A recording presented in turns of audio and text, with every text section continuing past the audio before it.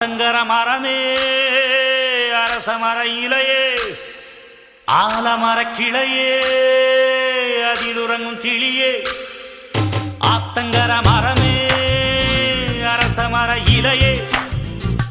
ஆலமர கிளையே அதில் உறங்கும் கிளியே